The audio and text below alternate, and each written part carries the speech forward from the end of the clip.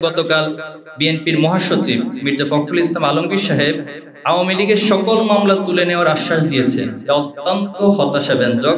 এমন আচরণ জুলাই শহীদদের রক্তের সাথে প্রতারণার রাজনীতি ছাড়া কিছুই না। দেখুন, এই যে দায় দিয়ে দেওয়ার একটা রাজনীতি, এটা আওয়ামী লীগ শুরু করেছিল বিগত সময়ে, কিন্তু আমরা দুঃখজনকভাবে দেখেছি যে আপনাদের সামনেই, গণমাধ্যমের সামনেই যখন ছাত্র দলের সেক্রেটারিকে প্রশ্ন করা হয়েছিল, তখন পাশ থেকে ছাত্র দলের কেন্দ্রীয় সভাপতি বলেছিলেন যে দায় দিয়ে দাও। তো এই যে দায় দিয়ে দেওয়ার রাজনীতি বাংলাদেশে 5ই আগস্টের পর আবার হচ্ছে, এটা খুবই দুঃখজনক এবং লজ্জাজনক। তো এই দায় দিয়ে দেওয়ার রাজনীতি সবচেয়ে বেশি বর্তমান আমরা দেখছি যে ছাত্রলীগ, আওয়ামী লীগ এবং পাশাপাশি আমাদের বন্ধুর প্রতিম ছাত্র সংগঠন, ছাত্র দলের মধ্যে এই প্রবণতা। যেখানে এনসিপির সামনে যাকে গ্রেপ্তার করা হয়েছে, ধরা হয়েছে, সে নিজে বলেছে তিনি আওয়ামী লীগ, ছাত্রলীগের সাথে জড়িত, অথচ সেটাকে ভুয়া ফটো কার্ড নিয়ে অথবা সোশ্যাল মিডিয়াতে গুজব ছড়িয়ে ছাত্র শিবির বানিয়ে দেওয়া, এটা খুবই মানে হীন রাজনৈতিক পরিচয় বহন করে। এই বিশেষ রাজনৈতিক দল গুরুত্বপূর্ণ বিষয়ে নোট অফ ডিসেন্ট দিয়ে ফ্যাসিবাদী রাজনীতির ধ্বংসাবশেষকে টিকিয়ে রাখার অপচেষ্টা করছে। আমরা এই ধরনের স্বার্থান্বেষী রাজনীতির তীব্র নিন্দা জানাই। যে সকল রাষ্ট্রীয় কাঠামো ও ব্যবস্থার মাধ্যমে পূর্ববর্তী সরকার ফ্যাসিবাদ প্রতিষ্ঠা করেছিল, তার ন্যূনতম সংস্কার এখনো হয়নি। অন্তর্বর্তীকালীন সরকারও এই ক্ষেত্রে চরম ব্যর্থতার পরিচয় দিয়েছে। প্রায় 2000 শহীদের রক্তে অর্জিত জুলাই গণ অভ্যুত্থানের বৈধতা রক্ষার জন্য জুলাই সনদ আইনগতভাবে স্বীকৃত হওয়া অত্যন্ত জরুরি। আমরা দলীয় এজেন্ডার গণ্ডি পেরিয়ে দ্রুত গণভোটের মাধ্যমে জুলাই সনদকে আইনি ভিত্তি প্রদান করার আহ্বান জানাচ্ছি। প্রিয় সাংবাদিক ভাই এবং বোনেরা, আমরা উদ্বেগের সঙ্গে লক্ষ্য করছি জুলাই বিপ্লব পরবর্তী সময়ে দেশ জুড়ে একটি দলের রাজনৈতিক পরিচয়ের আড়ালে চাঁদাবাজি এক মহামারী রূপ নিয়েছে। দেশের বিভিন্ন স্থানে এই চাঁদাবাজরা এক প্রকার অরাজকতা চালাচ্ছে। এরই মধ্যে পুরান ঢাকায় চাঁদা না পেয়ে ব্যবসায়ী সোহাগকে পাথর মেরে ঘটনা গোটা জাতিকে নতুন করে ভাবতে শিখিয়েছে। কিন্তু দুঃখের বিষয় এই যে এই দলীয় চাঁদাবাজদের বিরুদ্ধে আইন শৃঙ্খলা বাহিনী কার্যকর ব্যবস্থা গ্রহণে ব্যর্থ হচ্ছে। অনেক ক্ষেত্রে চাঁদাবাজদের গ্রেপ্তার করা হলেও একটি রাজনৈতিক দলের কর্মীরা থানায় চাপ প্রয়োগ কিংবা মব সৃষ্টি করে তাদের ছাড়িয়ে নিচ্ছে। এটি আইনের শাসনকে প্রশ্নবিদ্ধ করছে এবং সরকারের সক্ষমতা নিয়ে জনগণের মধ্যে সন্দেহ তৈরি করছে। আমরা উদ্বেগের সঙ্গে লক্ষ্য করছি যে দেশের অন্য রাজনৈতিক দলের গণতান্ত্রিক কার্যক্রমের উপর নিয়মিত বাধা প্রদান ও হামলার ঘটনা ঘটছে। বিশেষ করে নোয়াখালী, ফেনী, নওগাঁ, ঝিনাইদহে নারীদের উপর বিএনপি ও এর সহযোগী সংগঠনের নেতাকর্মী দ্বারা হামলার ঘটনা সম্প্রতি সকলের নজরে এসেছে। উদার গণতান্ত্রিক ও নারী বান্ধব দল হিসেবে নিজেদের দাবি করা বিএনপি বাধা দানকারী অপরাধীদের বিরুদ্ধে কোনো ব্যবস্থা নেয়নি। উল্টো নোয়াখালী, সোনাইমুড়িতে নারীদের কটূক্তি করা স্বেচ্ছাসেবক দলের কর্মীর পক্ষে মিছিল করে বিএনপি ফ্যাসিবাদী মানসিকতার পরিচয় দিয়েছে। এমন আচরণ অগণতান্ত্রিক, ন্যাক্কারজনক, নারীদের প্রতি চরম মানহানিকর রাজনৈতিক অবস্থানের বহিঃপ্রকাশ। দুঃখজনকভাবে এসব হামলার সাথে জড়িত কোনো অপরাধীদের বিরুদ্ধে সরকারও ব্যবস্থা নিতে ব্যর্থ হয়েছে। একই সাথে দেশের বিভিন্ন স্থানে মসজিদে কোরআন তালিমের মতো প্রোগ্রামে বাধা প্রদানের ও হামলার মতো ঘটনা ঘটেছে। এছাড়া বিএনপি নির্বাচনের মনোনয়নকে কেন্দ্র করে বিভিন্ন এলাকায় সহিংসতা, কন্দল ও হত্যাকাণ্ড ঘটছে।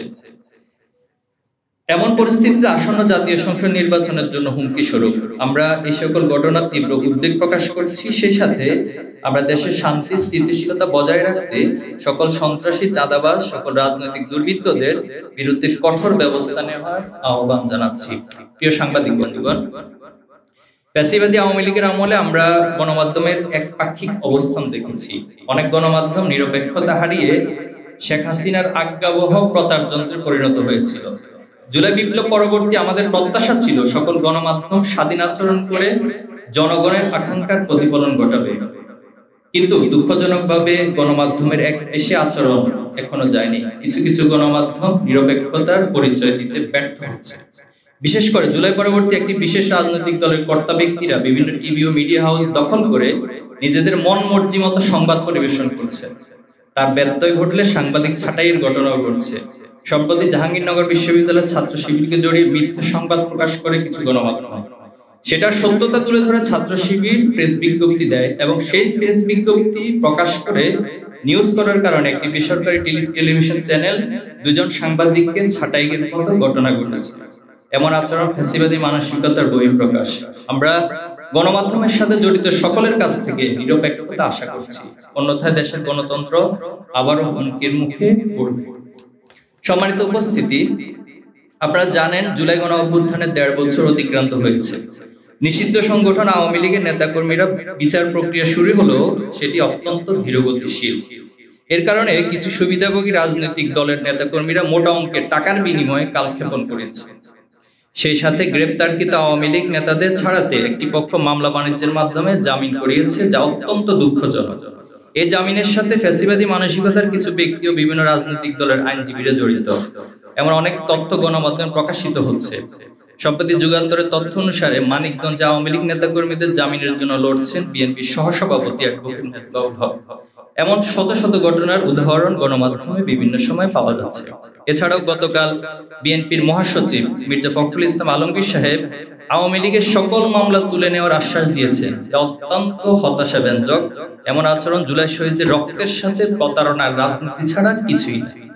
প্রিয় সাংবাদিক বৃন্দ, আগামীকাল ফ্যাসিস্ট শেখ হাসিনার বিচারের রায় ঘোষিত হবে। ইতিমধ্যে নিষিদ্ধ আওয়ামী লীগের নেতাকর্মীরা বিভিন্ন স্থানে ভাঙচুর, অগ্নিসংযোগ, হত্যাকাণ্ডের মাধ্যমে জনমনে আতঙ্ক সৃষ্টি করছে। গত 2 দিনে এই সন্ত্রাসী সংগঠনটির দুর্বৃত্তরা 15টির অধিক বাসে আগুন দিয়ে পুড়িয়ে দিয়েছে। তাদের আগুন সন্ত্রাসের শিকার হয়ে ময়মনসিংহে ঘুমন্ত অবস্থায় একজন বাস চালক নিহত হয়েছে। আমরা মনে করি সরকার আইন শৃঙ্খলা বাহিনীর উদাসীনতা এর জন্য দায়ী।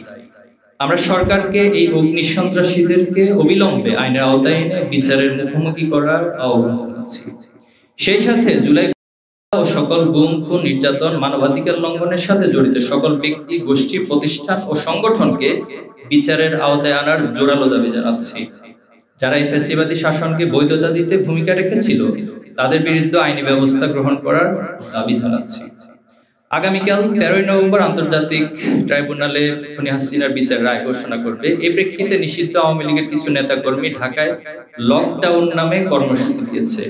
আমরা তাদের স্পষ্ট জানিয়ে দিতে চাই, নতুন বাংলাদেশে ফ্যাসিবাদ ও অরাজকতার কোনো স্থান নেই। দেশের শান্তি শৃঙ্খলা বিনষ্টের যে কোনো প্রচেষ্টা ছাত্র সমাজ ও জনগণ প্রতিহত করবে। বাংলাদেশ ইসলামী ছাত্র শিবির দেশের আপামর ছাত্র জনতাকে সঙ্গে নিয়ে যে কোনো নৈরাজ্যের উপযুক্ত জবাব দিতে প্রস্তুত রয়েছে।